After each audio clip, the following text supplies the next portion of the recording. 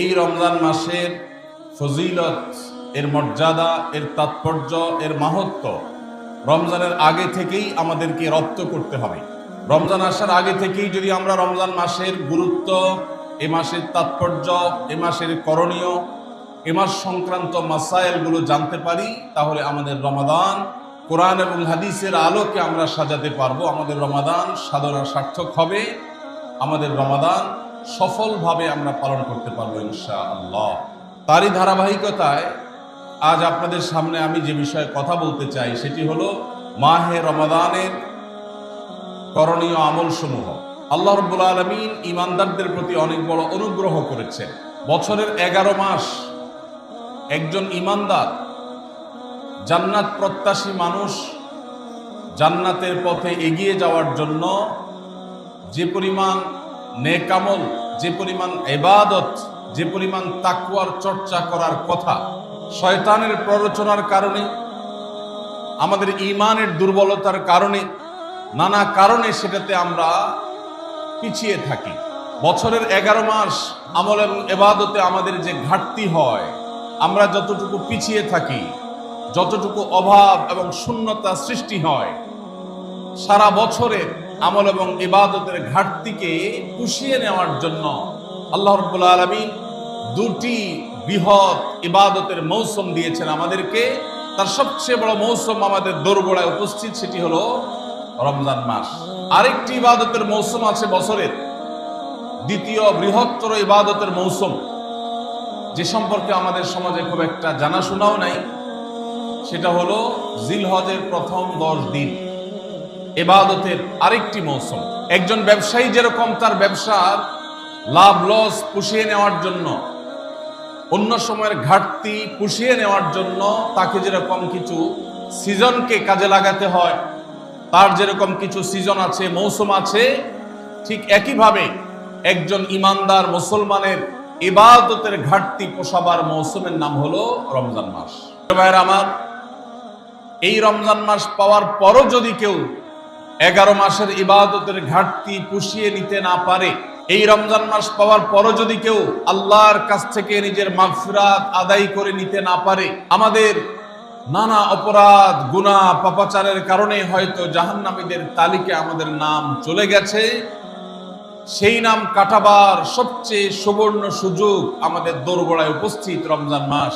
এই রমজান মাস পাওয়ার পরও যদি কোনো মুসলমান আল্লাহর কাছ থেকে তার নাম জাহান্নামীদের তালিকা থেকে কাটিয়ে জান্নাতীদের তালিকায় অন্তর্ভুক্ত করতে না পারে, তাহলে এর চাইতে হতভাগা, এর চাইতে দুর্ভাগা, এর চাইতে কপাল পড়া মুসলমান আর কেউ হতে পারে না।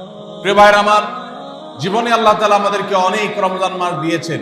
আল্লাহর নবী সাল্লাল্লাহু আলাইহি সাল্লাম খোদ তার জীবনে তিনি রমজান পেয়েছেন সাকুল্যে 8টা।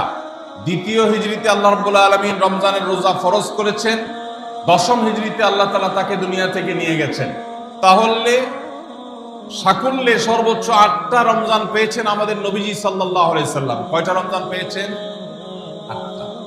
আজ গাবতলীর এই মাহফিলে আমরা যারা উপস্থিত আছি, আমাদের এখানে এমন বহু মানুষ আছেন যে তার জীবনে 40, 50, 60টা পর্যন্ত রমজান মাস পেয়েছেন। ঠিক না বেঠিক? সাহাবীদের অনেকে তাদের জীবনে মাত্র একবার রমজান পেয়েছেন। হয়তো ইসলাম গ্রহণ করেছেন রমজানের আগে, রমজান মাসটা পেয়েছেন, এরপরে হয় মৃত্যু হয়ে গেছে, আর না হয় জিহাদের ময়দানে শহীদ হয়ে গেছেন। একটা রমজান জীবনে পেয়েছেন। বহু সাহাবী আছেন 2টা, 4টা রমজান পেয়েছেন। অনেক সাহাবী আছেন জীবনে একটা রমজানও পান নাই, ইসলাম গ্রহণ করেছেন, এরপরে আল্লাহর রাহে জিহাদে শামিল হয়েছেন, রমজান আসার আগে দুনিয়া থেকে চলে গেছেন। তাহলে আমরা যারা জন্মসূত্রে মুসলমান, তাদের যার যত বছর বয়স তিনি ততগুলো রমজান পেয়েছি। সাহাবীরা যেখানে মাত্র জীবনে 2, 4, 6টা, 8টা, 10টা রমজান পেয়ে তারা জান্নাত প্রাপ্তির দৌড়ে এগিয়ে গেছেন, আমরা জন্মসূত্রে মুসলমান হয়েও জীবনে 40-50টি রমজান পাওয়ার পরও আমরা অনেকেই জান্নাত প্রাপ্তির দৌড়ে এগিয়ে যেতে পারি নাই। এর চেয়ে বড় দুর্ভাগ্যের বিষয় আর কিছু হতে পারে না। ভাইরা আমার, এই জন্য আসন্ন রমাদান আর কয়েকদিনের মধ্যে যে রমজান শুরু হতে যাচ্ছে, আসুন এইবারের রমজান সম্পর্কে একটা সংকল্প করি, শপথ করি। এই রমজান জীবনের অন্য 10টি রমজানের মতো কাটাবো না। এই রমজানকে আমি ব্যতিক্রম, সম্পূর্ণ ভিন্নতর, সম্পূর্ণ আমল এবং ইবাদত এবং তাকওয়া চর্চার মধ্য দিয়ে আল্লাহর মাগফিরাত, নাজাত নিজের করে নেওয়ার মধ্য দিয়ে আমার এই রমজানকে আমি সার্থক করার চেষ্টা করব ইনশাআল্লাহ। ভাইরা আমার, রমজানের আমল ইবাদত কিভাবে করব, কোনটা করব কোনটা করব না, এই সম্পর্কে যথেষ্ট ধোঁয়াশা আমাদের মধ্যে আছে। আমাদের এই দেশে মুসলমানদের কাছে রমজান মাস মানে 4টি কাজ। রমজান মাস মানে কয়টা কাজ? 4টা কাজ। রমজান মানে হলো রোজা রাখা, তারাবির নামাজ পড়া, আর সাহরি খাওয়া, ইফতার খাওয়া, ব্যাস। রোজা, তারাবি, সাহরি, ইফতার, এই 4 জিনিসের নাম হলো আমাদের মুসলমানদের রমজান মাস। অথচ আমাদের প্রিয় নবী সাল্লাল্লাহু আলাইহি ওয়াসাল্লাম রমজান মাসে এই 4 কাজের বাইরে আরো অনেক আমল, অনেক কর্মসূচি, অনেক কার্যতালিকা, অনেক আমলের তালিকা তিনি আমাদেরকে দিয়েছেন, যেটা আমরা মুসলমানরা অনেকেই জানি না। আজ আমরা নবী করিম সাল্লাল্লাহু আলাইহি ওয়াসাল্লাম আমাদেরকে রমজান মাসে যে সমস্ত আমল করতে বলেছেন, আমরা সেই সমস্ত আমলের কথা আপনাদের সঙ্গে খুব সংক্ষেপে শেয়ার করব ইনশাআল্লাহ। কারণ আমি নবী করিম সাল্লাল্লাহু আলাইহি ওয়াসাল্লামের হাদিস থেকে এবং কোরআনে কারীম থেকেও 27টি আমলের কথা আপনাদের সঙ্গে শেয়ার করব ইনশাআল্লাহ, যার সবগুলোই রমাদানের জন্য স্পেশাল, তবে অনেকগুলো রমজানের বাইরের সময়ও আমাদের পালনীয় এবং করণীয়। এই বিষয়ে আমরা এই বছর প্রথমবারের মতো একটা বই করেছি, আপনারা জানেন, মাহে রমজানের 27 আমল। এই বই থেকে আমি 27টি আমল আপনাদেরকে শোনাবো ইনশাআল্লাহ। রমাদান কেন্দ্রিক যে সমস্ত আমল, যে সমস্ত করণীয় আমাদের আছে, তার মধ্যে প্রথম করণীয় হলো শাবানের 29 তারিখে পশ্চিম আকাশে রমজানের চাঁদ তালাশ করা। এটা একটা আমল। কোন দিন চাঁদ তালাশ করবেন? শাবানের 29 তারিখ। এই বছর আমাদের দেশে শাবানের 29 তারিখ কবে হচ্ছে? রোজা কবে থেকে শুরু হচ্ছে? তাহলে 29শে শাবান সন্ধ্যায়, যেদিন থেকে রোজা হওয়ার সম্ভাবনা আছে, সেই দিন সন্ধ্যায় মাগরিবের আগে পশ্চিম আকাশের দিকে চাঁদ অনুসন্ধান করার চেষ্টা করে তাকাবেন। পশ্চিম আকাশে চাঁদ অনুসন্ধান করার জন্য যদি চেষ্টা করেন, একটু খোঁজার চেষ্টা করেন, চাঁদ দেখতে যদি পান তো ভালো, এমনকি যদি চাঁদ দেখতে নাও পান, চাঁদ দেখার চেষ্টা যে করেছেন এর কারণ আপনার আমল নামাতে সওয়াব লেখা হবে, একটা সুন্নত আদায় করার সওয়াব।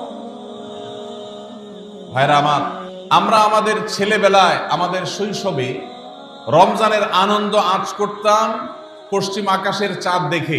ঈদের আনন্দের সূচনা এবং শুরুই হতো ঈদের চাঁদ দেখার মধ্য দিয়ে। এমন একটা সময় আমরা এখন এসে পৌঁছেছি, যে সময়ে সবাই চাঁদ তালাশ করে, কিন্তু সেটা আকাশে না, ফেসবুকে। ঠিক না ঠিক? চাঁদ কি ফেসবুকে উঠে না আকাশে উঠে?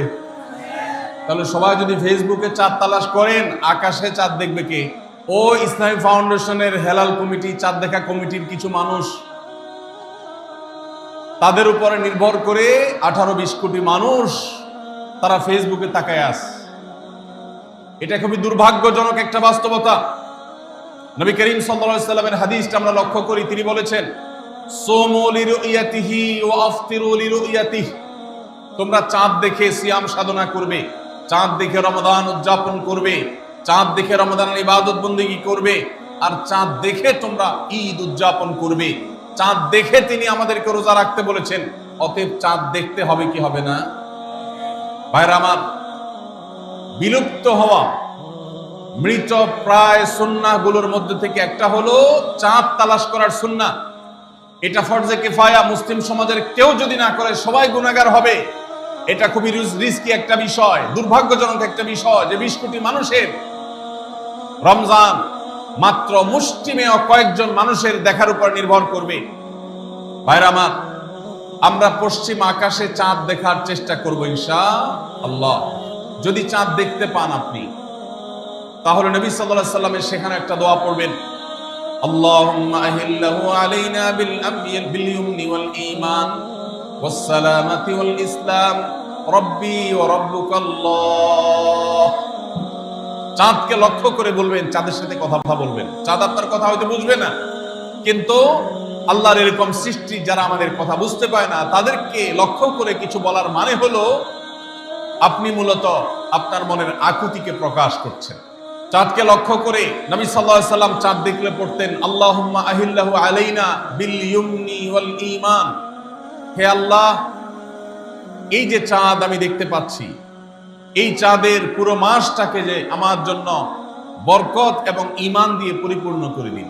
এই চাঁদ পুরো মাস জুড়ে থাকবে, অতএব পুরো মাস জুড়ে এই চন্দ্র মাসে আমি আপনার কাছে আমার জীবনে প্রভূত বরকত, কল্যাণ এবং ঈমান আপনার কাছ থেকে চাই। ওয়াস সালামাতি ওয়াল ইসলাম, এবং আমি নিরাপত্তা চাই। এই চাঁদ, এই চন্দ্র মাস আমার জন্য যেন নিরাপদ হয় এবং ইসলামের সাথে যেন এই মাস আমি অতিবাহিত করতে পারি, ঈমানের সাথে যেন অটল অবিচল থাকতে পারি। রব্বি ওয়া রাব্বুকাল্লাহ, হে চাঁদ, তোমার সৃষ্টিকর্তা পালনকর্তা আর আমারও পালনকর্তা এক আল্লাহ। ভাইরা আমার, চাঁদ দেখার চেষ্টা করা যাবে তো ইনশাআল্লাহ? সোশ্যাল মিডিয়াতে আপনি চাঁদের খবর খোঁজেন, দোষ নাই, কিন্তু আমরা সবাই যদি সোশ্যাল মিডিয়াতে চলে যাই, পশ্চিম আকাশে চাঁদটা দেখবে কে? দুর্ভাগ্য। মসজিদ মাদ্রাসার ছাত্ররা, ওলামা একরাম, তারাও চাঁদ তালাশ করতে দেখা যায় খুবই কম, খুবই নগণ্য। আল্লাহ তাআলা আমাদের সবাইকে মৃত প্রায় সুন্নাহকে জিন্দা করার তৌফিক দান করুন। এই বছর 29শে রমাদান শুক্রবারে হবে না শনিবারে হবে? কে কে চাঁদ দেখবেন হাত তোলেন। আল্লাহ আমাদের সবাইকে চাঁদ দেখার তৌফিক দান করুন। মৃত সুন্নাহকে জিন্দা করার নিয়তে চাঁদ দেখবেন ইনশাআল্লাহ। আল্লাহ আমাদের সবাইকে আমল করার তৌফিক দান করুন। ভাইরা আমার, তাহলে রমজান কেন্দ্রিক প্রথম আমল পেয়ে গেলাম, প্রথম কর্মসূচি পেয়ে গেলাম, সেটা হলো শাবানের শেষ তারিখে পশ্চিম আকাশে চাঁদ তালাশ করবো ইনশাআল্লাহ। নাম্বার 2, রমজানের দ্বিতীয় আমল, যেটা রমজানের প্রধান আমল মূলত কি সেটা বলেন দেখি। রমজানের প্রধান আমল কি ভাই? রোজা রাখা। মাশাআল্লাহ, উত্তর সঠিক। রোজা রাখা রমজানের সুন্নত না মুস্তাহাব? ফরজ। ফরজ মানে হলো আল্লাহর সেই নির্দেশ, যেই নির্দেশ লঙ্ঘন করলে জাহান্নামের শাস্তি অবধারিত, জাহান্নামের শাস্তি এড়ানো যাবে না, যে নির্দেশ মান্য করা আবশ্যক, এরকম একটি ফরজ। ইসলামের স্তম্ভ কয়টা ভাই? 5টা। নবী করিম সাল্লাল্লাহু আলাইহি সাল্লাম বলেছেন, বুনিয়াল ইসলামু আলা খামস। ইসলাম দাঁড়িয়ে আছে 5টি ফাউন্ডেশনের উপরে, 5টি খুঁটির উপরে, 5টি ভিত্তির উপরে। সেই 5টি ভিত্তির 1 নম্বর হলো শাহাদাতি আল্লাহ ইলাহা ইল্লাল্লাহ ওয়া আন্না মুহাম্মাদান রাসূলুল্লাহ। আল্লাহ ছাড়া ইবাদত এবং উপাসনার উপযুক্ত আর কেউ নাই, আর মুহাম্মদ সাল্লাল্লাহু আলাইহি সাল্লাম আল্লাহর পাঠানো রাসূল, এই কথার সাক্ষ্য মুখে দেওয়া, এটা হলো 1 নম্বর স্তম্ভ। স্তম্ভ নম্বর 2, 5 ওয়াক্ত নামাজ আদায় করা। স্তম্ভ নম্বর 3, যাকাত আদায় করা, যাদেরকে আল্লাহ সামর্থ্য দিয়েছেন, সচ্ছলতা দিয়েছেন। স্তম্ভ নম্বর 4, হজ করা। স্তম্ভ নম্বর 5, রমজানের রোজা রাখা। তবে অনেক হাদিসে রমজানের রোজাকে 4 নম্বরে আর হজকে 5 নম্বরে রাখা হয়েছে। তাহলে রমজান মাসের রোজা রাখা এটা শুধু ফরজ না, মৌলিক ফরজ। নবী করিম সাল্লাল্লাহু আলাইহি সাল্লাম বলেছেন, যদি কেউ জীবনে একটি রোজাও শরিয়া গ্রাহ্য ওযর ছাড়া কেউ যদি ভঙ্গ করে, রোজা না রাখে, রমজানের পরে যদি সে সারা জীবনও রোজা রাখে, দায় মুক্ত হয়তো হয়ে যাবে। সে কাজা আদায় করেছে, কাফারা আদায় করেছে, দায় মুক্ত হয়তো হয়ে যাবে, কিন্তু রমজানের একটা রোজা রেখে আল্লাহর কাছে যে পরিমাণ মর্যাদার অধিকারী হওয়ার কথা, সারা জীবন রোজা রেখেও রমজানের ওই একটা রোজার ক্ষতিপূরণ করা সম্ভব নয়। এই জন্য সবাই রমজান মাসে ফরজ রোজা রাখবো তো ইনশাআল্লাহ। বয়স্ক, সুস্থ, ইমানদারের জন্য রমজানের রোজা রাখা ফরজ। ভাইরা আমার, পৃথিবীতে আজ অনেক বিজ্ঞানী রোজা বা ফাস্টিং এর উপরে গবেষণা করে অনেক বড় বড় পদক, অনেক বড় বড় পুরস্কার জিতেছে। এখন ডাক্তাররাও আমাদেরকে বলে যে একটা সময় আমরা যেন ফাস্টিং করি, একটা সময় আমরা যেন না খেয়ে থাকি, এটা আমাদের স্বাস্থ্যের জন্য ভালো। নবী সাল্লাল্লাহু আলাইহি সাল্লাম সেই ১৫০০ বছর আগে আল্লাহর দেয়া বিধান আমাদেরকে জানিয়েছেন। রমজানে পুরো মাস রোজা, শাবানে মুহররমে বেশি বেশি নফল রোজা, সোমবার বৃহস্পতিবার সাপ্তাহিক রোজা, চাঁদের ১৩, ১৪, ১৫ আইয়ামে বীজের মাসিক রোজা।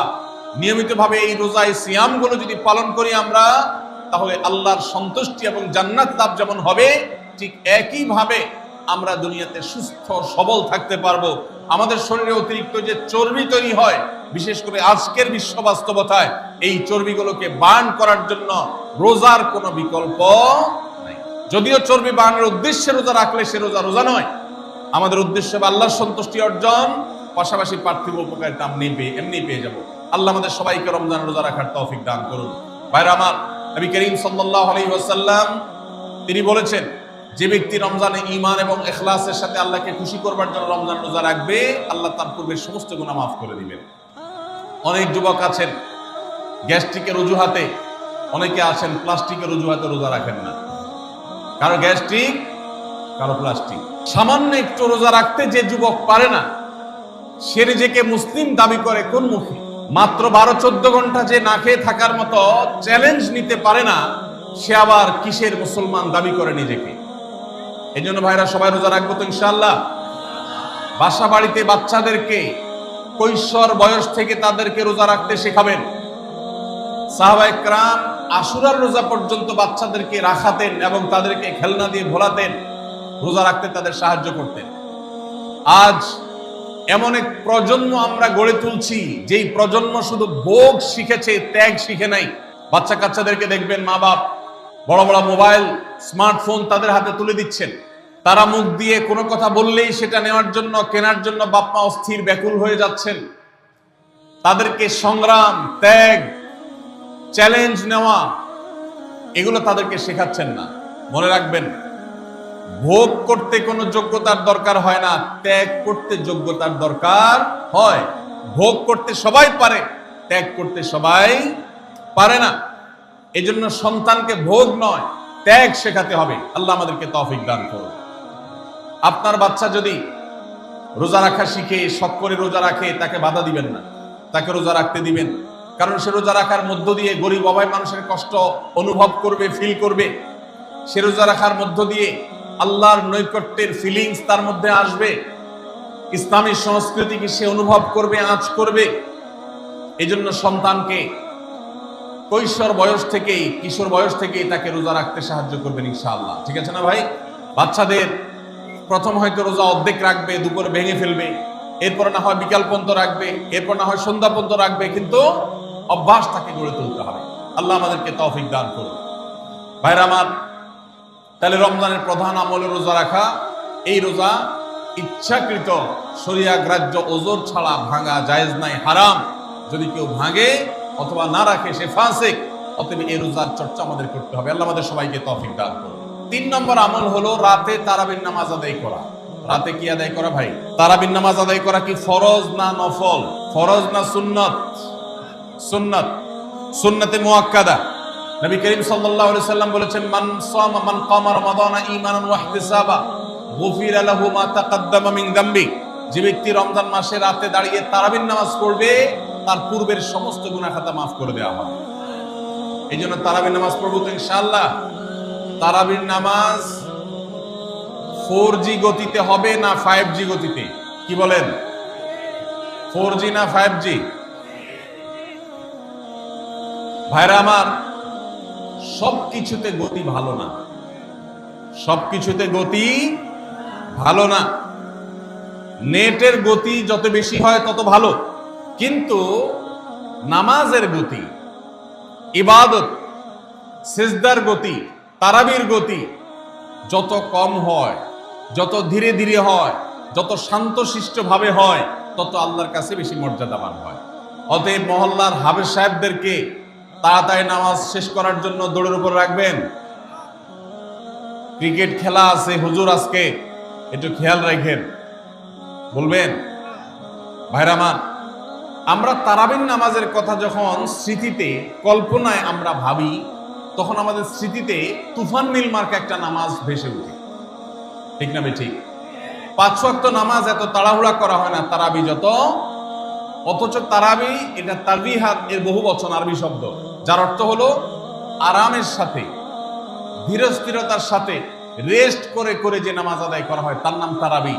নাম হলো আরামের সাথে করা, আর আমরা করি ব্যারামের সাথে তাড়াহুড়ো করি।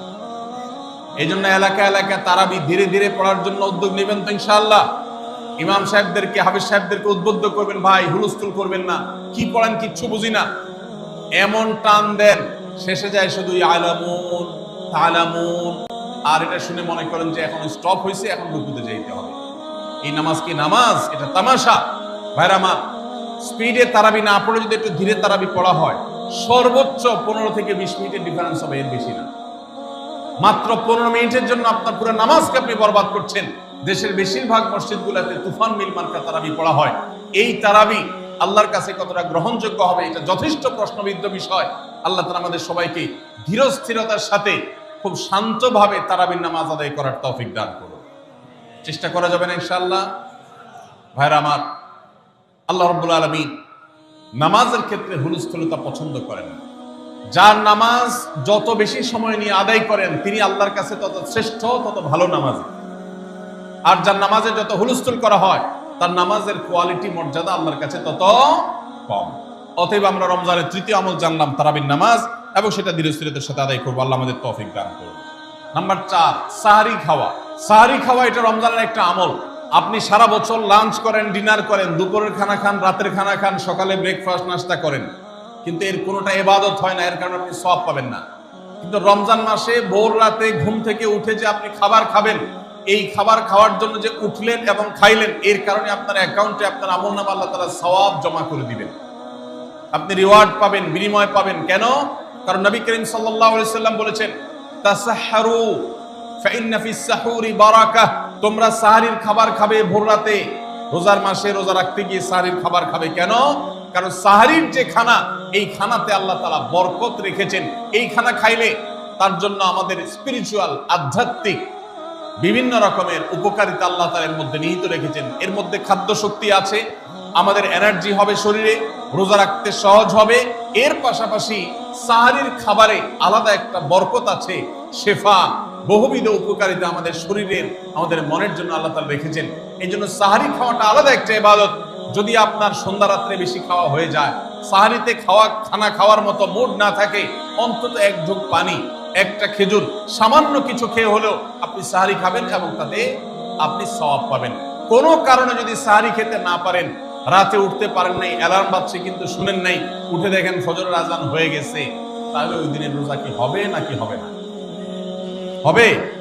মাশাআল্লাহ, বগুড়া মানুষ মাসালা জানে, দেখা যায় রোজা হয়ে যাবে ইনশাআল্লাহ। কারণ এই সাহরি খাওয়াটা ফরজও না, ওয়াজিবও না, এটা সুন্নাত। সুন্নাত ছুটে গেলে ইবাদত হয় না, ব্যাপারটা সেরকম না। 5 নম্বর আমল হলো, সাহরি তো খাবো ঠিক আছে, কিন্তু সেটা শেষ সময়ে খাওয়া, দেরিতে খাওয়া। সাহরি কি আগে খাবেন না শেষের দিকে খাবেন? শেষের দিকে। কেন?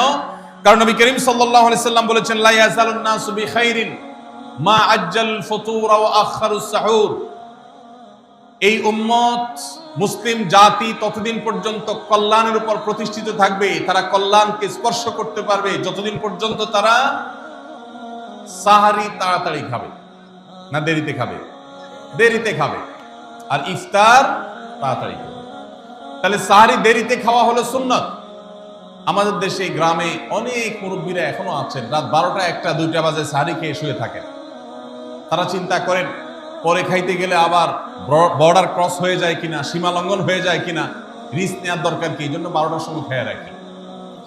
এটার কারণে সাহারি খাওয়ার সওয়াব পাবেন ঠিকই, কিন্তু দেরিতে সাহারি খাওয়ার যে সুন্নাত, সেই সুন্নাত আদায় হবে না।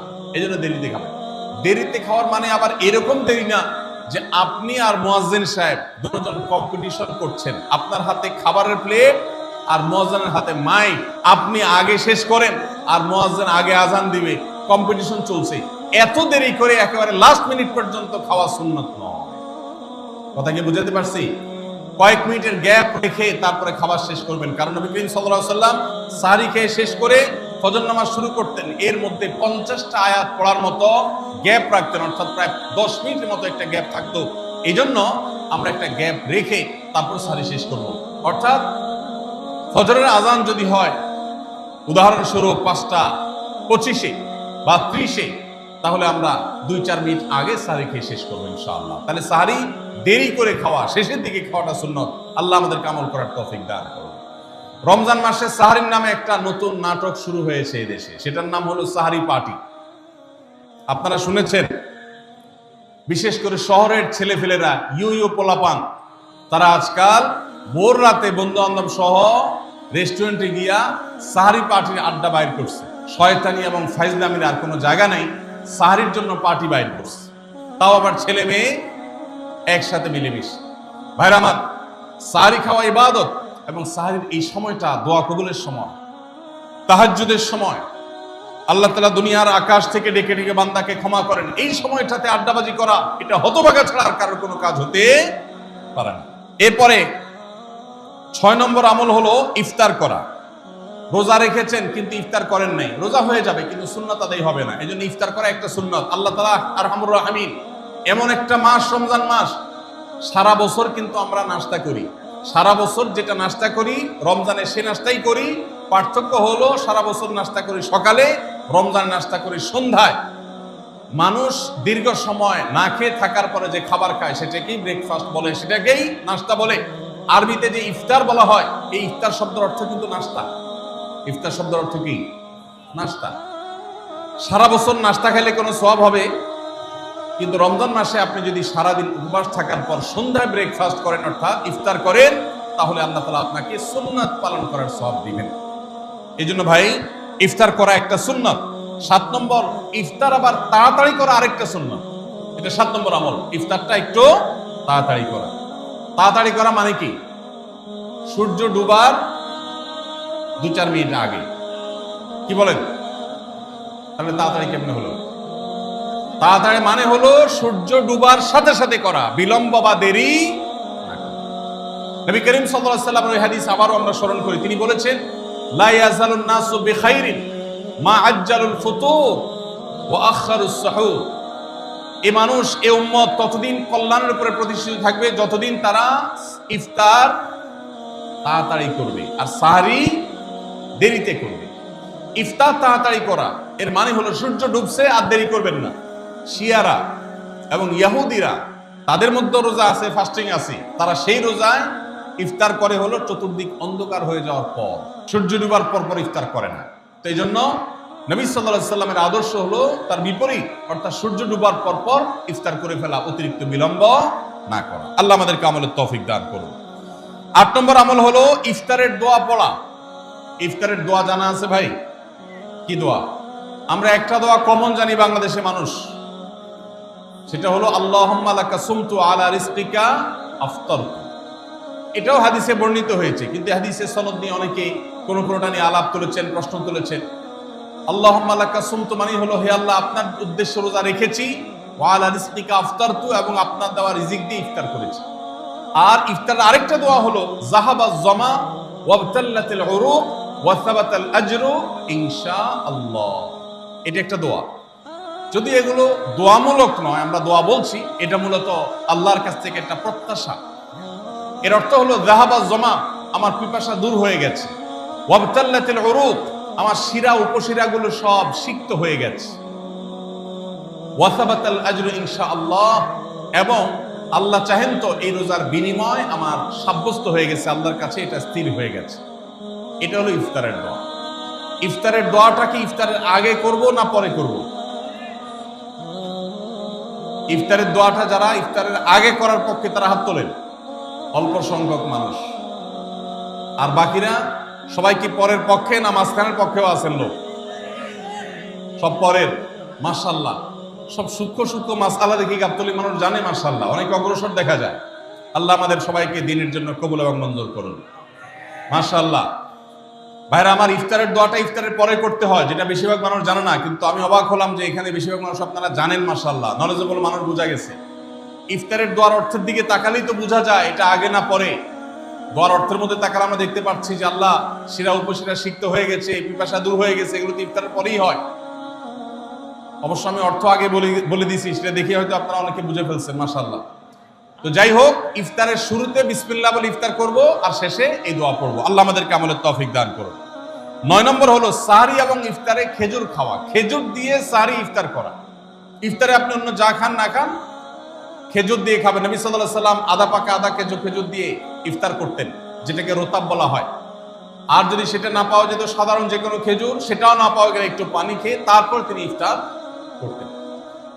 আমরা ইফতারে খেজুর খেতে হয় সুন্নাহ, এটা আমরা জানি, কিন্তু যেটা জানি না সেটা হলো সাহরিতে খেজুর খাওয়া। ভোর রাতে সাহরিতে খেজুর খাওয়া সুন্নত, এটা আগে কে কে জানতেন? হাত তোলেন। আগে জানতেন, মাশাআল্লাহ, হাত নামান। গত বছর রমজানে সাহরিতে ভাত তরকারি যাই খাইছেন না খাইছেন, একটা হলো খেজুর খাইছেন, কারা কারা হাত তোলেন? মাশাআল্লাহ। এদিকে সব আমল করা মানুষ, মাশাআল্লাহ। তাহলে তার ওয়াজ টোয়াজের কোনো দরকার নেই। এত নলেজেবল মানুষ, এত আমলদার মানুষ যদি এলাকায় থাকে, তাহলে ওয়াজের দরকারটা কি? আল্লাহ আমাদের সবাইকে আমলের তৌফিক দান করুন। ভাইরা আমার, ইফতারে খেজুর খাওয়া যেমন সুন্নাত, সাহরিতেও খেজুর খাওয়া সুন্নাত, কিন্তু খেজুর খাওয়া কোনো ফরজ ওয়াজিব না। খেজুরের দাম বেশি হয়ে গেছে, আপনি কিন্তু অপারগ।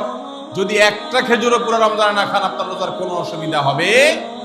তবে নবী সাল্লাল্লাহু আলাইহি সাল্লাম যেহেতু ইফতার এবং সাহরিতে খেজুর খেতেন, আর খেজুরে প্রচুর পরিমাণ সুগার আছে, উপকারী, যেটা মানুষের স্বাস্থ্যের জন্য উপকারী, প্রচুর পরিমাণ এনার্জি আছে, খাদ্য শক্তি আছে, সারাদিন রোজা রেখে আমাদের যে সুগারের ঘাটতি হয় সেটা পূরণ করার জন্য সহায়ক হয়।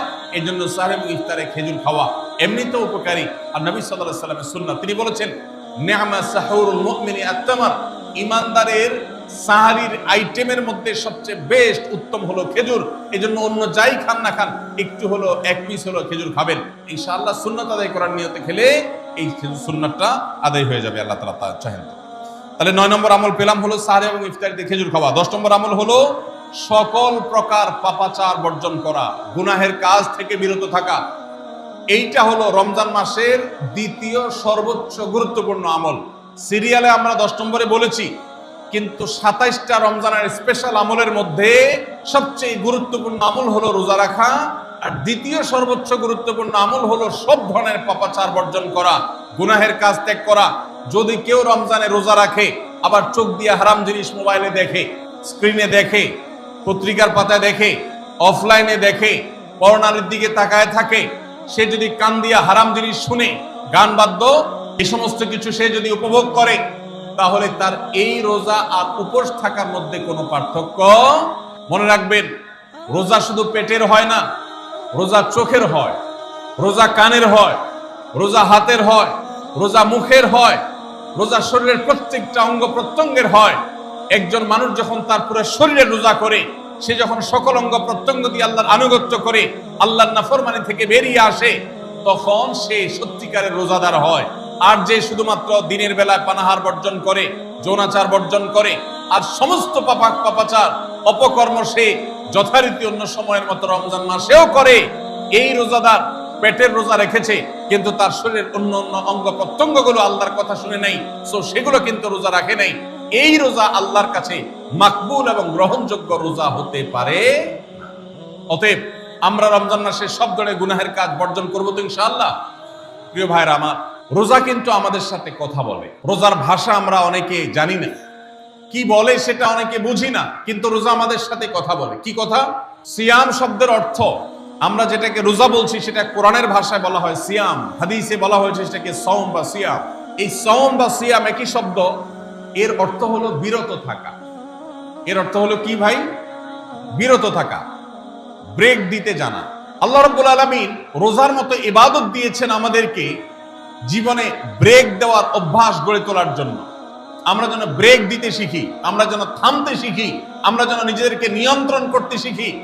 ইসলামের যে বৈশিষ্ট্য, ইসলামের যে বিউটি, ইসলামের যে সৌন্দর্য, সেটা হলো ইসলাম পৃথিবীর মানুষকে আত্মনিয়ন্ত্রণ করবার কথা বলে। আজ ভোগবাদী পৃথিবীর যেদিকে তাকাবেন, চতুর্দিকে দেখতে পাবেন শুধু ভোগের হাতছানি। দুনিয়াটা মস্ত বড়, খাও দাও আর ফুর্তি করো, শুধুমাত্র ফুর্তি, ফুর্তি এবং ফুর্তি, ভোগ এবং ভোগ এবং ভোগ। গোটা পৃথিবী আপনাকে ভোগের কথা বলবে, ত্যাগের কথা বলবে না। ইসলাম আপনাকে ত্যাগের কথা বলে। আপনি ঈদ উদযাপন করবেন, ঈদ উল ফিতর, সেখানে পর্যন্ত ইসলাম বলে আগে গরিবের বাসায় ফিতরা পৌঁছাবে, তারপর তুমি ঈদগাহে যাবে, ঈদের আনন্দ করবে। আপনি কোরবানির ঈদে পশু জবাই করে গোশত খাবেন, উৎসব করবেন।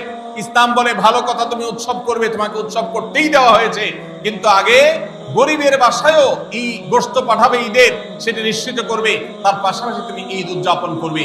আমরা যে রমজানের রোজা রাখি, এই রোজা আমাদেরকে বিরত থাকার কথা বলে। সেই বিরত থাকাটা কি?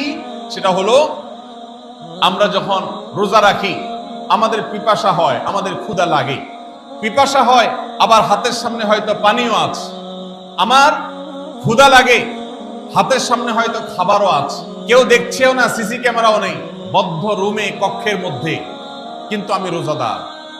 কোন রোজাদার রোজার মধ্যে খায়, পান করে? কেন? কারণ সে জানে আল্লাহ নিষেধ করেছে।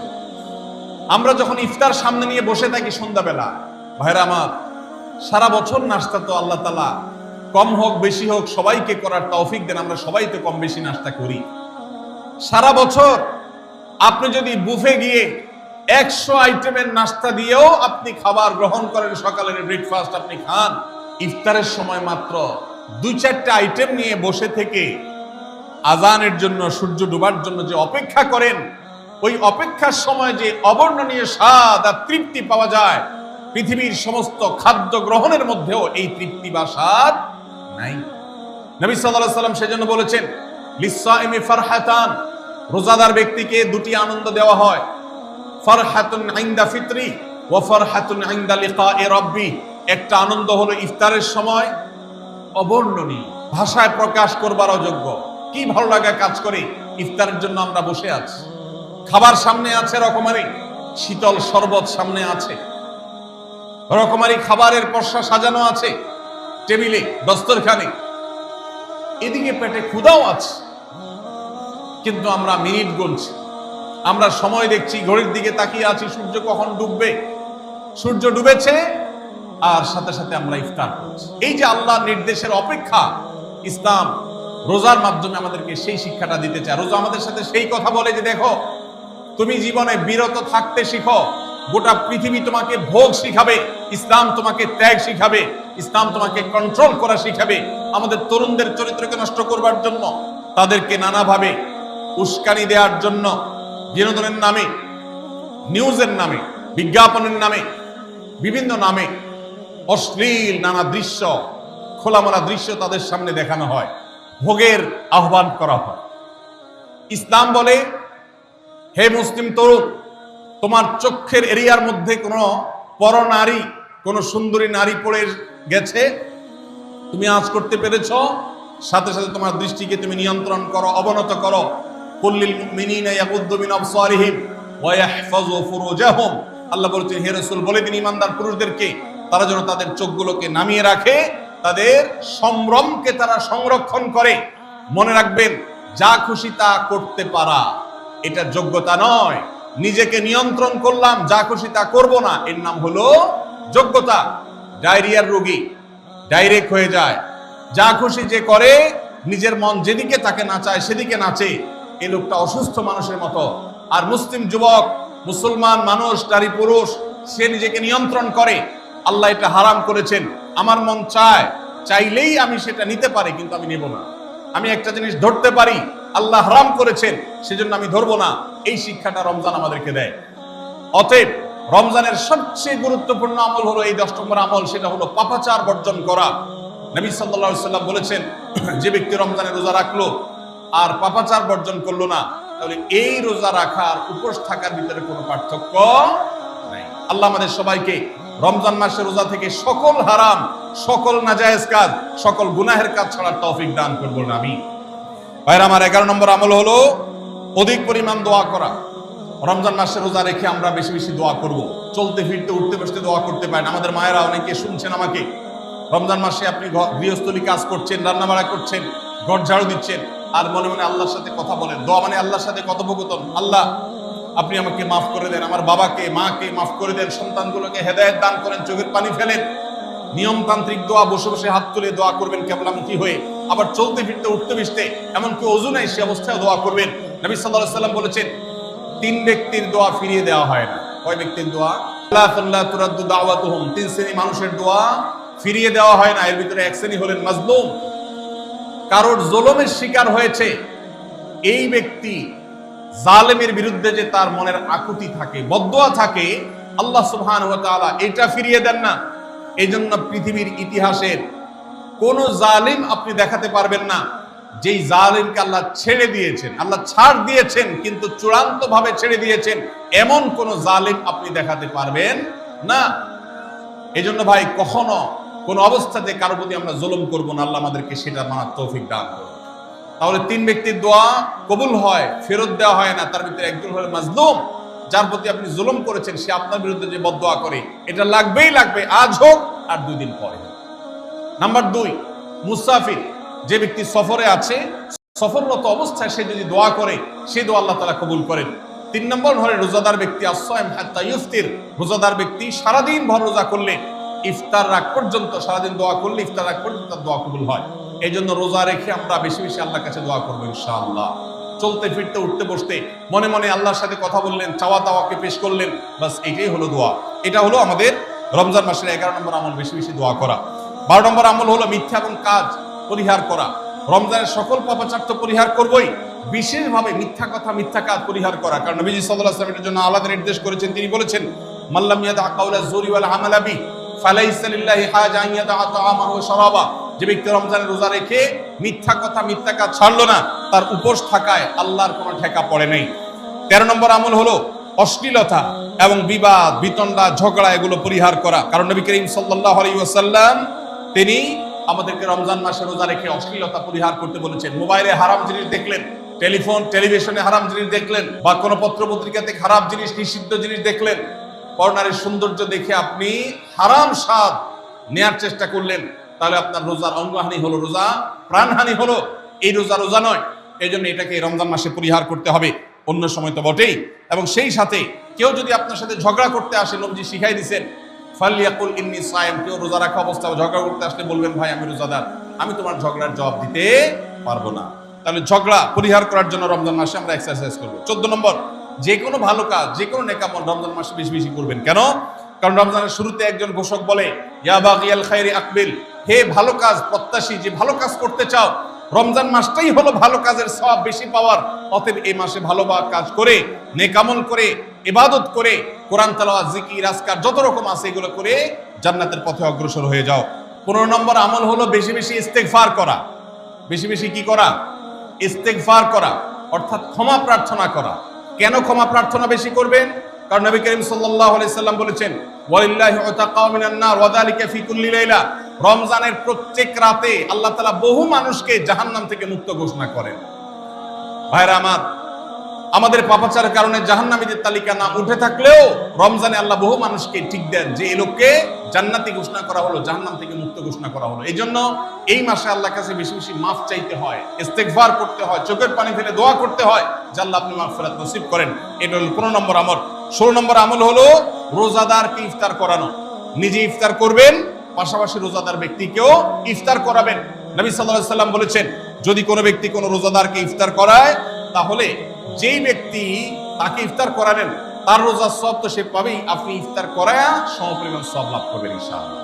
অতএব মসজিদে ইফতার দেওয়ার ব্যবস্থা করা যেতে পারে, রাস্তাঘাটে, বিশেষ করে পাবলিক পরিবহনে, এমনকি প্রাইভেট গাড়িতেও সন্ধ্যার সময়, ইফতারের সময় অনেক সময় খাবার থাকে না, তখন আপনি রাস্তা দাঁড়িয়ে যদি সামান্য একটু খেজুর, সামান্য একটু পানি বিতরণ করতে পারেন, তাহলে সওয়াবটা পাওয়া যেতে পারে। আপনার বাসার আশেপাশে অনেক অভাবী মানুষ আছে, তাদের বাসায় আপনি ইফতার পৌঁছে দিতে পারেন, এর মাধ্যমে রোজাদারকে ইফতার করানোর সওয়াব পেতে পারেন। 17 নম্বর আমল হলো বেশি বেশি কোরআন কারীমের তেলাওয়াত করা। কোরআন কারীমের তেলাওয়াত রমজান মাসে বেশি বেশি করব। কেন? কারণ হলো এই মাসটাই হলো কোরআন নাজিলের মাস। আল্লাহ তাআলা রমজান মাসে কোরআন নাজিল করেছেন। আল্লাহ বলেছেন, শাহরু রমাদান আল্লাযী উনজিলা ফীহিল কুরআন হুদাল লিন-নাস ওয়া বাইয়িনাতিন মিনাল হুদা ওয়াল ফুরকান। রমজান মাস এমন মাস যে মাসে আল্লাহ তাআলা কোরআন নাজিল করেছেন, এইজন্য এই মাসে বেশি বেশি কোরআন তেলাওয়াত করতে হবে। নবী করিম সাল্লাল্লাহু আলাইহি ওয়াসাল্লাম বেশি বেশি রমজান মাসে কোরআন তেলাওয়াত করতেন। আমাদের পূর্বসূরি সালাফগণ কেউ কেউ রমজান মাসে অন্য সব আমল কমিয়ে দিয়ে কোরআন তেলাওয়াতটা সবচেয়ে বেশি করতেন। এই জন্য দিনে এবং রাতে বেশি বেশি করে কোরআন শুদ্ধতার সাথে সৌন্দর্যের সাথে তেলাওয়াত করব, অর্থ সহকারে বুঝে পড়ার চেষ্টাও পাশাপাশি করবো ইনশাআল্লাহ। 18 নম্বর আমল হলো কোরআন পরস্পরকে শোনাশুনি করা, বুঝে পড়া। অর্থাৎ আপনি কোরআন তেলাওয়াত করবেন, আপনার স্ত্রী শুনবে, আপনার মা শুনবে, আপনার বোন শুনবে, আবার তারা তেলাওয়াত করবে, আপনি শুনবেন। আমরা তারাবির নামাজে এক পক্ষীয় তেলাওয়াত শুনি, হাফেজ সাহেব তেলাওয়াত করেন, আমরা শুনি, কিন্তু আমরা তেলাওয়াত করে আরেকজন শুনবে, এটা হয় না। নবী সাল্লাল্লাহু আলাইহি সাল্লাম রমজান মাস আসলে জিবরিল ফেরেশতার সাথে কোরআন শোনাশুনি করতেন, জিবরিল তেলাওয়াত করতেন, নবীজি শুনতেন, আবার আমাদের নবীজি তেলাওয়াত করতেন, জিবরিল শুনতেন। এটা একটা সুন্নাত। এই সুন্নাতটা বিলুপ্ত হয়ে গেছে, এটা নিয়ে চর্চা নাই। এজন্য আমরা এটা বাসা বাড়িতে নতুন করে জিন্দা করব। আল্লাহ আমাদেরকে তৌফিক দান করুন। 19 নম্বর আমল হলো দান সাদাকা বেশি বেশি করা। নবীজি সাল্লাল্লাহু আলাইহি সাল্লাম এমনিতেই প্রচুর পরিমাণ দান করতেন, কিন্তু রমজান আসলে তার দানশীলতার পরিমাণ আরো বেড়ে যেত। এই জন্য অভাবী, প্রতিবেশী, গরিব দুঃখী সবার ঘরে ঘরে আমরা আমাদের সাধ্য অনুযায়ী দান পৌঁছানোর চেষ্টা করব রমজান উপলক্ষে। এটা রমজানের 19 নম্বর স্পেশাল আমল, বিশেষ আমল। 20 নম্বর রমজানের কর্মসূচি হলো ভোর রাতে দোয়া করা। কারণ সারা বছর ভোর রাতে তাহাজ্জুদের নামাজ পড়া বা দোয়া করার সুযোগ আমাদের হয় না, কিন্তু রমজানের সাহরি খেতে তো এমনি উঠেন, অতএব এই টাইমে দোয়া কবুল হয়। 24 ঘন্টার ভিতরে দোয়া কবুলের সবচেয়ে মুখ্যম সুযোগ, সবচেয়ে আদর্শ সময় হলো এই তাহাজ্জুদের সময়। ভাইরা আমার, ঢাকার একটি বড় কোম্পানি, বাংলাদেশের সবচেয়ে বড় শিল্প প্রতিষ্ঠান বললে ভুল হয়তো হবে না, অন্তত এটুকু বলা যায় যে প্রথম 3-4টি বড় প্রতিষ্ঠানের একটি। এরকম একটা প্রতিষ্ঠানের একজন কর্মকর্তা বছর 2-3 আগে আমার সাথে হঠাৎ দেখা।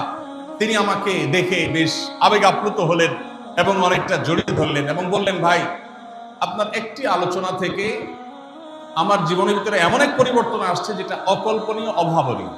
আমি একটু কৌতূহল হয়ে জানতে চাইলাম কোনটা সেটা। তখন তিনি বললেন, ভাই, আমার জীবনে এমন একটা রোগ হয়েছে, যেই রোগ ট্রিটমেন্ট করার জন্য দেশে বিদেশে বিভিন্ন জায়গায় গিয়েছি, কোনো চিকিৎসা এর আমি পাইনি। শেষ পর্যন্ত আশাহত হয়ে চাকরি ছেড়ে দিয়ে, শহর ছেড়ে দিয়ে গ্রামে গিয়ে বসবাস করা শুরু করছি এবং মৃত্যুর জন্য অপেক্ষা করছি। এর মধ্যে আপনার একটা আলোচনার ক্লিপ আমার চোখের সামনে আসলো, সোশ্যাল মিডিয়ায়, তো এটা শুনলাম। সে আলোচনাটা ছিল আল্লাহর কাছ থেকে অসাধ্য সাধন করার সময় হলো ভোর রাত, তাহাজ্জুদের সময়। আমি এই আলোচনা পুরোটা শোনার পর ওই রাতে আমি ঘুম থেকে উঠে ভোর রাতে তাহাজ্জুদ পড়ে আল্লাহর কাছে বুক ভাসিয়ে মন ভরে কাঁদলাম, দোয়া করলাম। ওই ভাই বললেন যে আমি এত দোয়া করলাম, দোয়া করতে করতে দীর্ঘ সময় আমি পরিতৃপ্ত হলাম, আমার দোয়া শেষ হয়ে গেল। এরপর দোয়া করে শেষ করার পর ফজর নামাজের সময় হয়ে গেছে, আমার ফিল হলো, অনুভব হলো যে আমার শরীরে আর কোনো রোগ বালাই এখন মনে হয় নাই। এবং তিনি গত 2 দিন আগেও তার সাথে আমি দেখা করলাম ঢাকায়, গতকালকে দেখা করলাম, 2 দিন আগে, মাত্র 1 দিন আগে দেখা করলাম। তিনি এখন সুস্থ সবল হয়ে আবার তার চাকরিতে ফিরে গিয়ে স্বপদে স্বমহিমায় আছেন। তিনি এক সহকর্মীকে ডেকে আমার সামনে বলছেন, এই তোমরা বলো তো, আমি আগে শারীরিকভাবে বেশি ফিট ছিলাম নাকি এখন বেশি ফিট? তখন তার সহকর্মী আমার সামনে বলছে, স্যার, আপনি আগে অনেক বেশি রাগরাগি করতেন, আপনি হট মেজাজে ছিলেন, অনেক বেশি অসুস্থ হয়ে যেতেন কিছু হলেই, কিন্তু এখন আপনি সে আগের সময়ের তুলনায় অনেক বেশি সুস্থ এবং ফিট। তিনি বললেন, ভাই, ভোর রাতের দোয়ার প্রভাব এত বেশি, তাহাজ্জুদের সময়ের দোয়া এত গুরুত্বপূর্ণ যে এই এক দোয়া আমার জীবনকে আমূল পরিবর্তন করে দিয়েছে। এই জন্য ভাইরা, রমজান মাসে বিশেষ করে যখন তাহাজ্জুদের সময় সাহারি খেতে যখন উঠবেন, সাহারি খাওয়ার পর 10টা মিনিট সময় হাতে রাখেন, বা সাহারি খাওয়ার আগে 10টা মিনিট আগে উঠেন, উঠে ওযু করে 2 রাকাত 4 রাকাত নামাজ পড়ে, বা নামাজ পড়ার সময় না থাকলে অন্তত কেবলামুখী হয়ে 2টা হাত তুলে আল্লাহর কাছে একটু চান। নবীজি সাল্লাল্লাহু আলাইহি সাল্লাম বলেছেন, রাতের শেষ প্রহর যখন হয়, দুনিয়ার আসমানে নেমে এসে আল্লাহ বান্দাদেরকে ডেকে ডেকে তাদের প্রত্যেকটা চাওয়া পূরণ করে দেন।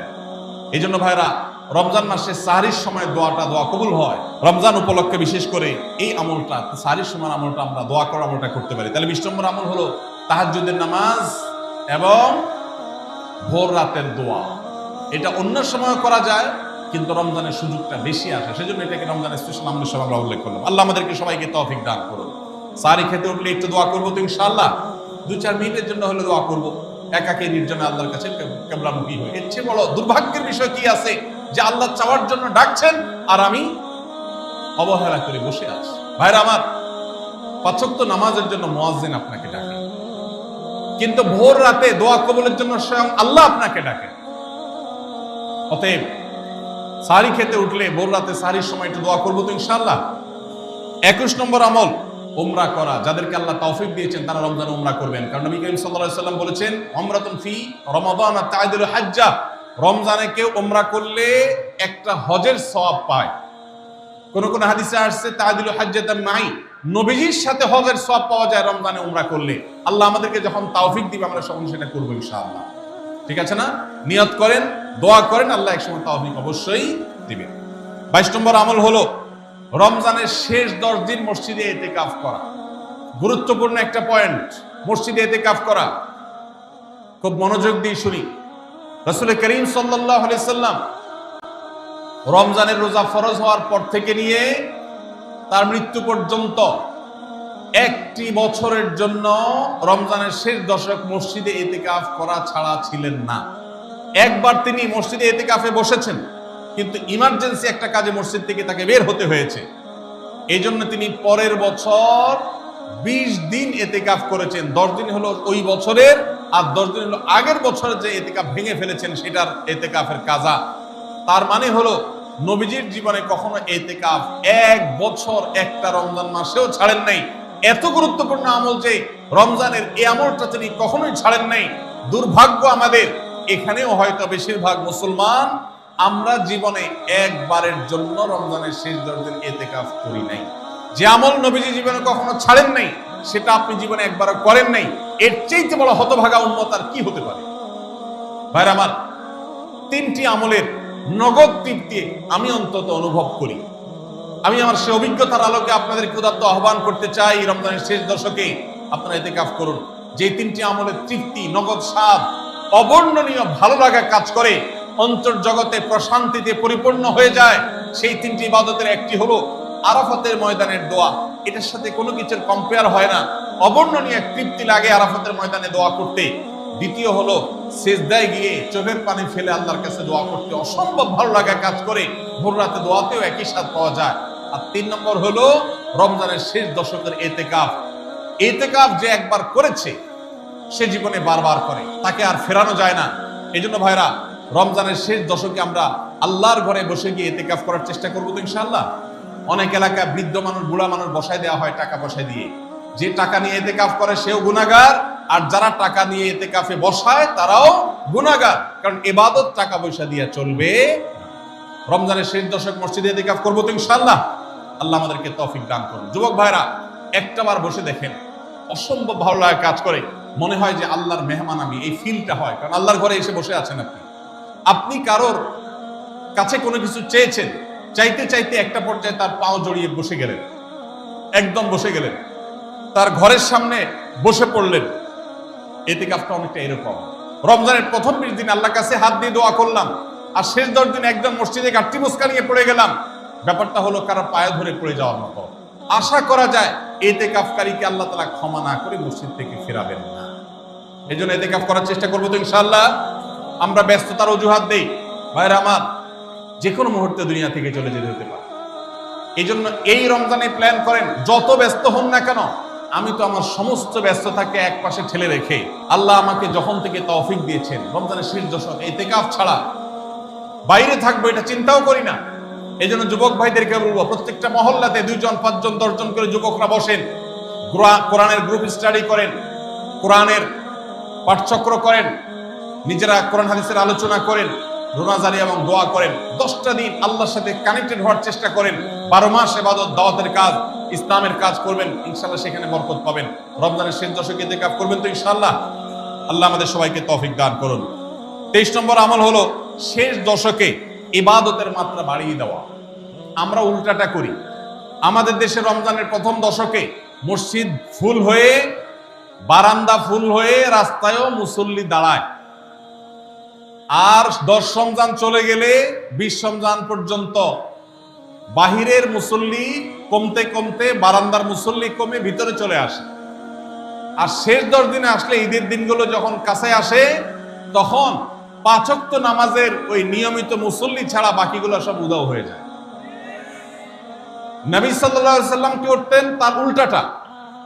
আমাদের আয়েশা বলেছেন, কানা ইয়াজিতাহিদু ফীহি মা লা ইয়াজিতাহিদু ফী গায়রি। আমাদের নবীজি সাল্লাল্লাহু আলাইহি ওয়াসাল্লাম রমজানের শেষ দশকে ইবাদতের জন্য যত কষ্ট করতেন, যত সাধনা করতেন, অন্য কোন সময় ইবাদতের জন্য এত সাধনা করতেন না। অথচ আমরা দেখা যায় শেষ দশক অবহেলা কাটে। এজন্য ভাইরা, শেষ দশকে ইবাদতের পরিমাণ আরো বাড়িয়ে দিতে হবে, আমলের পরিমাণ বাড়িয়ে দিতে হবে। এটাই আল্লাহ তাআলার নির্দেশনা, সেটাই রমজানের শেষ দশকের আমল। 24 নম্বর আমল হলো শেষ দশকে পরিবারকে ঘুম থেকে ডেকে তোলা। এটা আলাদা সুন্নাহ। নবী সাল্লাল্লাহু আলাইহি ওয়াসাল্লাম রমজানের শেষ দশক হলে কানা ইদা দাখালাল আশর আহইয়া লাইলা ওয়া আইকাযা আহলা। তিনি পরিবারকে ঘুম থেকে ডেকে তুলতেন এবং স্ত্রী সঙ্গ ত্যাগ করতেন। শেষ দশক কোমর বেঁধে ইবাদত করতেন। এটা 24 নম্বর আমল। তাহলে শেষ দশক পরিবারকে ঘুম থেকে ডেকে তোলা। নবীজি অন্য কোন সময় ঘুম থেকে ইবাদতের জন্য ডাকতেন না, নফল নামাজ যার ইচ্ছা সে পড়বে, পড়বে না। কিন্তু শেষ দশক এত বড় অফার, এত বড় সুযোগ, কারণ লাইলাতুল কদর শেষ দশকে আছে। এই জন্য এই দশকে ইবাদতের জন্য পরিবারকে তিনি ডেকে তুলতেন। তারা শুয়ে থাকুক, তিনি এটা সহ্য করতেন না। এই জন্য 24 নম্বর আমল হলো রমজানের শেষ দশকে পরিবারকে ঘুম থেকে ডেকে তোলা এবং স্ত্রী সঙ্গ ত্যাগ করা শেষ দশকের জন্য। 25 নম্বর আমল হলো লাইলাতুল কদর অনুসন্ধান করা। রমজানের শেষ দশকের প্রত্যেকটা রাতে কিন্তু শবে কদর হতে পারে, বিশেষ করে বেজর রাতে 21, 23, 25, 27, 29 এই রাতগুলোতে লাইলাতুল কদর হওয়ার সম্ভাবনা অনেক জোরালো। সৌদি আরবের মানুষ তাদের বেজর রাতে তালাশ করবে, আমরা আমাদের বেজর রাতে তালাশ করব ইনশাআল্লাহ। নবীজি সাল্লাল্লাহু আলাইহি ওয়াসাল্লাম বলেছেন যে তাহাররাউ লাইলাতুল কদর ফিল বিদরি মিনাল আশরিল আওয়াখির মিন রমাদান। রমজানের শেষ দশকের বেজর রাতগুলোতে তোমরা শবে কদর হতে পারে সে আশা বেশি বেশি করে ইবাদত বন্দেগী করো। লাইলাতুল কদর ইবাদতকে আল্লাহ বলেছেন লাইলাতুল কদরি খায়রুম মিন আলফি শাহর। 1000 মাস, 1000 মাস ইবাদত করলে যে সওয়াব পাওয়া যাবে, লাইলাতুল কদরের এক রাতের ইবাদতের সওয়াব তার চাইতে বেশি হবে। সেই রাত কোনটা আল্লাহ নির্দিষ্ট করেন নাই। এজন্য শেষ দশকের প্রত্যেকটা রাতে ইবাদত করার চেষ্টা করা, স্পেশালি বেজর রাতগুলোতে। 26 নম্বর আমল হলো লাইলাতুল কদরের আশায় বিশেষ দোয়া পড়া। সেটা কি? আল্লাহুম্মা ইন্নাকা আফুউন তুহিব্বুল আফওয়া ফাআফু আন্নী। আল্লাহ আপনি ক্ষমাশীল, আপনি ক্ষমাকে ভালোবাসেন, অতএব আমাদেরকে ক্ষমা করে দিন। এটা রমজানের শেষ দশকের প্রত্যেক রাতে পড়বেন। যে রাতটা একটু শান্ত শিষ্ট, একটু শীতল, একটু বৃষ্টিভাব, একটু লাইলাতুল কদরের আবহাওয়া বোঝা যায়, সেই রাতকে লাইলাতুল কদর আশা করে, প্রত্যাশা করে বেশি বেশি দোয়া পড়বেন, আল্লাহুম্মা ইন্নাকা আফুউন তুহিব্বুল আফওয়া ফাআফু আন্নী। তাহলে 26 নম্বর আমল হলো লাইলাতুল কদরের দোয়া পড়া। আর 27 নম্বর সর্বশেষ আমল হলো ফিতরা আদায় করা। অর্থাৎ রমজান মাসের রোজাতে যদি ভুল ত্রুটি হয়, এটা রিফাইন্ডের কাজ হয়ে যায়, রিফ্রেশমেন্টের কাজ হয়ে যায় ফিতরার মাধ্যমে। প্রত্যেক সচ্ছল ব্যক্তি তার নিজের পক্ষ থেকে, নিজের স্ত্রী এবং নিজের ছোট বাচ্চাদের তরফ থেকে ফিতরা আদায় করবেন। প্রাপ্তবয়স্ক সন্তান থাকলে তারা তাদেরটা আদায় করবে, আর না হলে বাবা তাদেরটা আদায় করতে পারে। ফিতরা স্বরূপ গরিবদের বাসায় একদিনের খাবার এটা পৌঁছে দিতে হবে। এটা হলো ফিতরা। ঈদের নামাজের আগ পর্যন্ত এটা আদায় করার নির্দেশ নবী সাল্লাল্লাহু আলাইহি ওয়াসাল্লাম দিয়েছেন। তাহলে 27 নম্বর আমল হলো ফিতরা আদায়। এটার মাধ্যমে রমজানের আমল শেষ হয়ে যাবে। আমি আবার এক নজরে 27টি আমল আপনাদেরকে বলে দিচ্ছি। নাম্বার 1 চাঁদ দেখা, নাম্বার 2 রোজা রাখা, নাম্বার 3 তারাবির নামাজ আদায় করা, নাম্বার 4 সাহরি খাওয়া, 5 নম্বর আমল হলো শেষ সময় সাহরি খাওয়া, 6 নম্বর আমল হলো ইফতার করা, 7 নম্বর আমল হলো তাড়াতাড়ি ইফতার করা এবং 8 নম্বর আমল হলো ইফতারের দোয়া পড়া, 9 নম্বর আমল হলো সাহরি এবং ইফতারে খেজুর খাওয়া, 10 নম্বর আমল হলো রমজান মাসের সকল গুনাহ বর্জন করা, 11 নম্বর আমল হলো বেশি বেশি দোয়া করা, 12 নম্বর আমল হলো মিথ্যা কথা এবং কাজ পরিহার করা, 13 নম্বর আমল হলো অশ্লীলতা এবং ঝগড়া বিবাদ রমজানের রোজা রেখে না করা, 14 নম্বর আমল হলো ভালো কাজের পরিমাণ এই মাসে বাড়ায় দেওয়া, 15 নম্বর আমল হলো বেশি বেশি আল্লাহর কাছে ক্ষমা চাওয়া, কারণ এই মাসে আল্লাহ বেশি ক্ষমা করেন মানুষকে, 16 নম্বর আমল হলো অন্য রোজাদারকে ইফতার করানো, তাদের বাসায় ইফতার পাঠানো, আর 17 নম্বর আমল হলো বেশি বেশি কোরআন তেলাওয়াত করা, 18 নম্বর আমল হলো কোরআন নিজে পড়ে আরেকজনকে শোনানো, আবার তার তেলাওয়াত নিজে বসে শোনাশুনি করা, 19 নম্বর আমল হলো দান সাদেকা করা, 20 নম্বর আমল হলো তাহাজ্জুদ এবং বিশেষ করে ভোর রাতে সারি খেতে উঠে দোয়া করা, আর 21 নম্বর আমল হলো উমরা করার সামর্থ্য থাকলে, 22 নম্বর আমল হলো ইতিকাফ করা শেষ দশকে, 23 নম্বর আমল হলো শেষ দশকের বেজর রাতে, শেষ দশকের প্রত্যেকটা রাতে ইবাদতের পরিমাণ বাড়িয়ে দেওয়া এবং বিশেষভাবে রাত্রি জাগরণ করা শেষ দশক। আর 24 নম্বর আমল হলো শেষ দশকে নিজের পরিবারকে ঘুম থেকে ডেকে তোলা, স্ত্রী সঙ্গ ত্যাগ করা। 25 নম্বর আমল হলো লাইলাতুল কদর অনুসন্ধান করা। 26 নম্বর আমল হলো লাইলাতুল কদর বিশেষ দোয়া পাঠ করা। আর 27 নম্বর আমল হলো ফিতরা দেওয়া। আল্লাহ আমাদের সবাইকে এই 27টা আমল দিয়ে আমাদের রমজান মাসকে সাজাবার তৌফিক